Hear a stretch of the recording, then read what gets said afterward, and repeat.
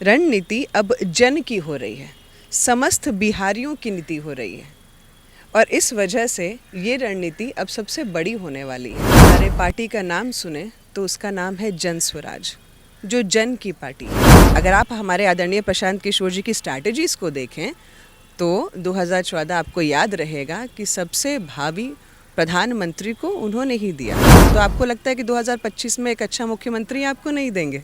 आप देखते जाइए। ये राजाशाही नहीं है, पहला तो मैं बता दूं, लोकतंत्र है। और दूसरा, ये स्वतंत्र भारत है। और तीसरी सबसे इम्पॉर्टेंट बात, ये बिहारियों का राजनीति है, बिहार की राजनीति, लोगों की राजनीति है। तो हावी रहती है, तो लोग राजनीति करेंगे, देखिएगा ना। अभी आप देखिए, भयंकर बदलाव, एक ऐसा बदलाव जो लोगों को बेहतरी की तरफ लेके जाएगा, क्योंकि सबसे सुंदर विकल्प हमारे प्रशांत किशोर जी ही हैं। मैं अकेला ही चला था, लोग आते गए, कारवां बनता गया। कुछ इसी उम्मीद और भरोसे के साथ बिहार की राजनीति में प्रशांत किशोर ने कदम रखा है और सहमात के खेल को प्रशांत किशोर बदस्तूर जानते भी हैं। 2025 के सियासी पिच पर जब प्रशांत किशोर बल्लेबाजी करेंगे तो सभी दलों और सभी नेताओं का खेल बिगाड़ सकते हैं। चुनावी दंगल को लेके हमारे साथ जन स्वराज की नेत्री मैडम मौजूद है, उनसे बात करेंगे और समझने की कोशिश करेंगे कि 2025 में प्रशांत किशोर के सामने राजनीति के बड़े बड़े धुरंधर नीतीश कुमार से लेकर चिराग, भाजपा के तमाम बड़े नेता और तेजस्वी सामने होंगे। किस प्रकार से रणनीति तैयार है और इस बार जन स्वराज किस प्रकार से सत्ता के संग्राम तक लड़ाई लड़ेगी, वो तमाम चीज़ों को समझेंगे। मैम, बिहार की राजनीति को लेके अगर देखा जाए तो जातिवाद काफ़ी हावी रहती है और प्रशांत किशोर कल तक रणनीतिकार थे, लेकिन कुछ महीने पूर्व उन्होंने जन स्वराज नाम से पार्टी बनाई। बिहार को बदलना चाहते हैं, जनता की सरकार को लाना चाहते हैं, लेकिन उनकी राह आसान नहीं, क्योंकि बिहार की राजनीति के बड़े बड़े धुरंधर नीतीश कुमार, बीजेपी के तमाम बड़े नेता रहेंगे, उपेंद्र कुशवाहा, मांझी, चिराग पासवान, तेजस्वी यादव। कैसे मुकाबला होगा, कैसे रणनीति तैयार हुई है? देखिए, रणनीति आप राजाओं के लिए करते हैं। अगर आप हमारे पार्टी का नाम सुने तो उसका नाम है जन स्वराज, जो जन की पार्टी है। तो अब रणनीति एक पार्टी की नहीं हो रही है, रणनीति अब जन की हो रही है, समस्त बिहारियों की नीति हो रही है और इस वजह से ये रणनीति अब सबसे बड़ी होने वाली है। और जैसा कि हमारे आदरणीय प्रशांत किशोर जी हमेशा बोलते थे कि पहले मैं पार्टियों को तैयार करता था, पार्टियों की नीतियों को तैयार करता था, पर अब वही चीज़ मैं लोगों को तैयार कर रहा हूँ, बिहारियों को तैयार कर रहा हूँ। तो कहीं ना कहीं आप ये देखेंगे कि ये जो राजनीति चल रही है, ये पुरानी राजनीति से बहुत अलग है। हम लोग मिलेनियर एरा में रह रहे हैं, 2025 है, जहाँ पे हर चीज़ों से ऊपर उठने की अब आवश्यकता है। अगर अभी नहीं उठेंगे तो हम फिर से और 5 साल पीछे चले जाएंगे। और कितना पीछे जाएंगे? आप बाकी राज्यों को देख लें और बिहार के राज्य को देख लें, आपको खुद पता चलेगा। आप विवाहित हैं? आप? हाँ, तो जब करेंगे और जब आपके बच्चे की शिक्षा की बात आएगी, उनके एम्प्लॉयमेंट की बात आएगी और जैसी प्रक्रिया चलती जा रही है, फिर से वही परेशानी होगी। आप अपने बच्चे को दूसरे राज्य भेजेंगे और आप सारी क्षमताएं उसके लिए इकट्ठा करेंगे कि मैं कैसे 2 पैसे एक्स्ट्रा और कमा लूँ।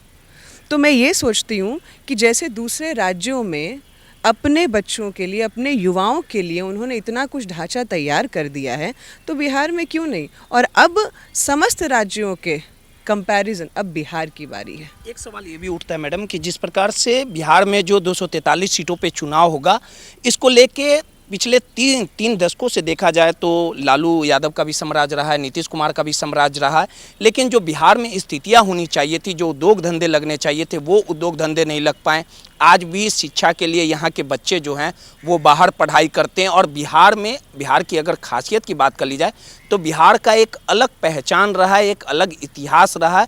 यहाँ से जब हुंकार भरी गई है तो बड़ी बड़े राज्यों की, देश की सत्ता तक बदल गई है। जेपी आंदोलन आपको याद भी होगा, लगातार पलायन नहीं रुक पा रहे हैं और जो उद्योग धंधे लगने चाहिए थे वो नहीं लग पा रहे। उसको लेके किस प्रकार से रोड मैप जन स्वराज का तैयार रहेगा और किस प्रकार से बदलाव आएगा अगर आपकी सरकार बनेगी तो? देखिए, जन स्वराज का मुद्दा ही यही है, शिक्षा और शिक्षा पे आधारित सबसे पहला मुद्दा। क्योंकि आप ये सोचिए कि अगर माँ बाप पैसे कमा रहे हैं तो अपना कुछ ना कुछ तो बचत कर रहे हैं कि हम अपने राज्य में भेजेंगे। आप ये भी सोचिए उस राज्य में रहने का एक्स्ट्रा खर्चा, समझ रहे हैं, फिर उस राज्य में खाने पीने भोजन करने का एक्स्ट्रा खर्चा। तो मान लीजिए जो बात आपकी 1 लाख में सिमटती है अब वो 3.5 लाख में सिमटेगी, क्योंकि आपके बच्चे की नेसेसिटी भी तो होगी। तो एक बिहारी परिवार को इतना सोचना पड़ रहा है मात्र एक को विद्या देने के लिए।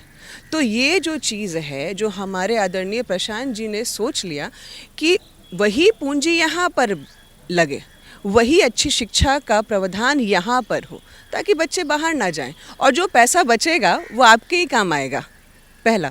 दूसरा जो नीति है वो ये कि जब वो ये बात कर रहे हैं कि सर्विस सेक्टर को ग्रोथ कर देना है।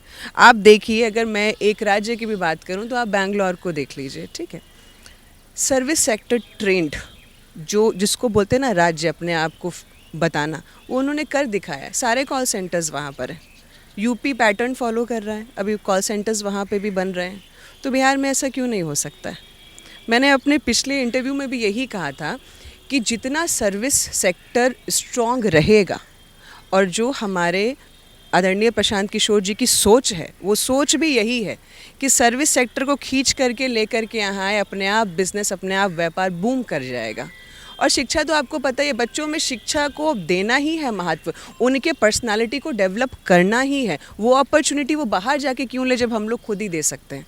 देखिए हम लोग सब कहीं ना कहीं बाहर गए हैं, अपना संघर्ष किया है, और उतना संघर्ष करने के बाद हम ये सोचे कि नहीं अब वापस आने की आवश्यकता भी इसलिए है क्योंकि जो हमने किया, अगर हम अपने भूमि के प्रति ऋणी हैं, अगर हम वो नहीं देंगे तो फिर क्या देंगे आप क्या लौटाएंगे अपने राज्य को, अपने लोगों को। एक आखिरी सवाल है, प्रशांत किशोर जी को मैंने भी लगातार रीड करते आया हूं, और बिहार में जो 4 सीटों पे उपचुनाव हुए थे कुछ महीने पहले, जो उन्होंने उम्मीदवार को उतारने का काम किया वो काफ़ी अच्छा प्रदर्शन किया था, और काफ़ी कहीं ना कहीं इसका भुगतान जो है इंडिया महागठबंधन को भुगतना पड़ा। आप लोग का रोड मैप है कि अगर सरकारें आएगी तो बच्चों को अच्छी शिक्षा दी जाएगी, पलायन रुकेगा, जो वृद्धा पेंशन है वो मिलेगा, ये तमाम जो आप लोग का रोड मैप है। लेकिन जब चुनाव का समय आता है या नई पार्टियां बनती है तो इस तरह के वादे किए जाते हैं, जब सत्ता तक पहुंच जाते हैं उसके बाद जनता के साथ सौतेला व्यवहार किया जाता है। तो ये तमाम आरोप जो आपके विरोधी हैं वो लगा रहे हैं, ऐसा तो नहीं ना होगा? देखिए, क्योंकि आरोप वही लगाता है जिन्होंने ऐसा किया है। आपको आएगा तभी तो आप बोलेंगे। तो ये उनकी सोच है, उनकी विचारधाराएं हैं। लेकिन जिन लोगों ने अपने क्षमता से स्वयं कुछ ना कुछ कर रखा है, आप सोचिए कि अगर उनको जन की शक्ति मिल जाए तो उस शक्ति का कैसा उपयोग होगा। अगर आप हमारे आदरणीय प्रशांत किशोर जी की स्ट्रैटेजीज़ को देखें तो 2014 आपको याद रहेगा कि सबसे भावी प्रधानमंत्री को उन्होंने ही दिया, बहुत बड़ा योगदान रहा है उनका। तो आपको लगता है कि 2025 में एक अच्छा मुख्यमंत्री आपको नहीं देंगे? आप देखते जाइए। और दूसरी सबसे महत्वपूर्ण बात, क्योंकि हम लोग वो लोग हैं जिनको ये इच्छा नहीं है कि देश का धन बैठ करके खाएं। हमारे बिहारियों से अब किसी को लेने की इच्छा नहीं है, देने की इच्छा है। हम स्वयं में समर्थवान लोग हैं।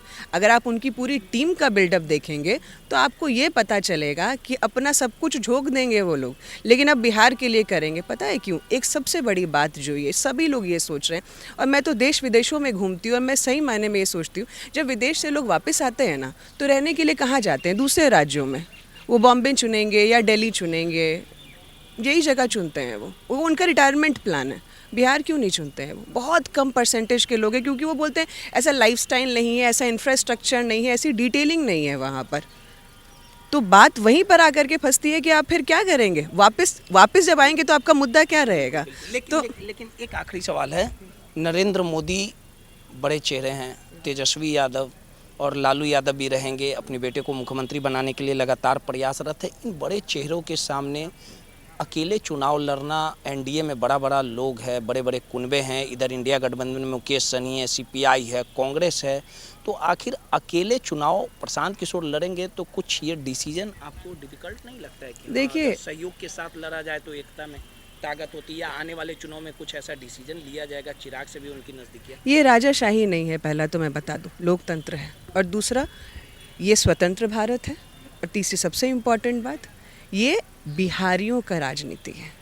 बिहार की राजनीति, लोगों की राजनीति जातिवाद तो है। हावी रहती है। तो लोग राजनीति करेंगे, देखिएगा ना। अभी आप देखिए, मैं आज वही बता रही थी किसी को कि हमारे परदादा के समय में वो चलता था, फिर हमारे दादाजी के समय में कुछ बेहतर हुआ, फिर हमारे पिताजी के समय बेहतर। आज हम और आप जातिवाद सोचेंगे कि आप पहले ये सोचेंगे कि पहले मैं कमा लूँ। बिहार के लोगों में तो जातिवाद हावी है, शिक्षित लोगों को चुनना नहीं पसंद करते हैं। अभी देखिए ना, क्योंकि उनके घर में खुद ही शिक्षित अब बैठ गए हैं। अपने सभी बच्चों को उन्होंने कहीं ना कहीं से कहीं ना कहीं भेज करके शिक्षा दिलवाई तो है। आप ही बताइए, घर में देख लीजिए, कम से कम एक आधा बिहारी आपको पढ़ा हुआ दिख रहा है, चाहे बिहार में कैसे बड़ा भी हो। बदलाव प्रशांत किशोर लाए। भयंकर बदलाव, मुख्यमंत्री बनने जा रहे एक ऐसा बदलाव जो लोगों को बेहतरी की तरफ लेके जाएगा, क्योंकि सबसे सुंदर विकल्प हमारे प्रशांत किशोर जी ही हैं। चलिए, सीधे तौर पे जन सुराज का ये दावा है कि इस बार बिहार में प्रशांत किशोर की सरकार बनेगी। लगातार 20 वर्षों से बिहार की सत्ता पर नीतीश कुमार का एक छत्र राज है और कहीं ना कहीं लगातार लालू यादव की तरफ से ये दावा किया जा रहा है कि इस बार तेजस्वी को मुख्यमंत्री बनाया जाएगा। लेकिन जनसुराज के तमाम नेताओं ने ये भविष्यवाणी कर दी है कि इस बार प्रशांत किशोर की सरकार बनेगी और बिहार में एक बड़ा बदलाव होगा। अब देखना दिलचस्प होगा कि बिहार की बादशाहत किसके पास होगी। सहयोगी सौरभ के साथ रोहित, नटराज न्यूज़, पटना।